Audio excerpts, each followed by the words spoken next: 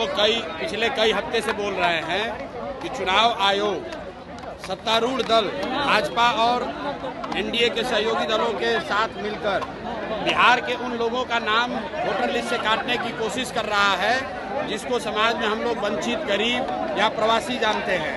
जो बिहार के लाखों बच्चे बाहर गए हैं मजदूरी करने, सरकार को मालूम है कि वो वापस आएंगे तो एनडीए के खिलाफ वोट करेंगे, इसीलिए उनका नाम काटने का प्रयास हो रहा है। लेकिन मैंने ये पहले भी कहा है, सुप्रीम कोर्ट ने कह दिया कि जिसके पास भी आधार कार्ड है उसका नाम वोटर लिस्ट में रहेगा।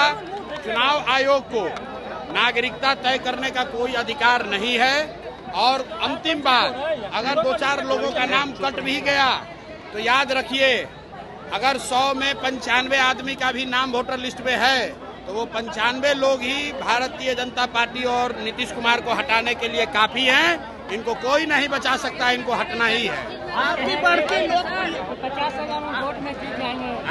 50,000 वोट में आप कौन 50,000 खत्म क्यों कर? आपकी बढ़ती लोकप्रियता को लेकर मुंगेर में आपके कार्यक्रम हो रहे, आपके सभा को परमिशन? अरे भैया, सभा को परमिशन की जरूरत नहीं है।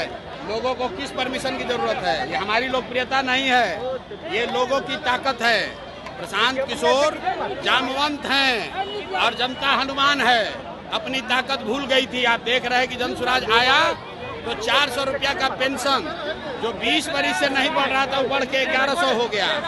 आशा दीदी लोग का मानदेय बढ़ गया, रसोईया का वेतन डबल हो गया और डोमिसाइल लागू करने जा रहे हैं।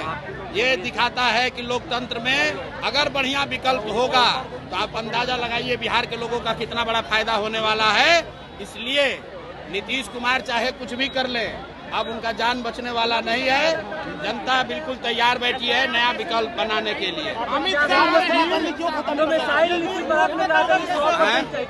नीति पर आपने कहा था कि 100% सीटों पर चाहिए। अरे भैया, 85% सीटों पर बिहार सरकार डोमिसाइल जो है वो सिर्फ TRE 4 के लिए बोला है, अभी सबके लिए नहीं बोले हैं। 2023 में डोमिसाइल नीतीश कुमार ने हटाया, इसलिए हटाया कि 24 में लोकसभा में प्रधानमंत्री बनने का नशा चढ़ा था और बिहार के लाखों युवाओं का नौकरी दूसरे राज्य के युवाओं को दे दिया। अभी जब विधानसभा का चुनाव आया है तो TRE 4 में कह रहे हैं कि बिहार के लोगों को प्राथमिकता मिलेगी। इससे बात नहीं बनेगी।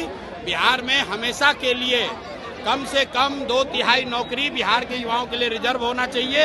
ये जनसुराज की डिमांड है, जनसुराज की मांग है।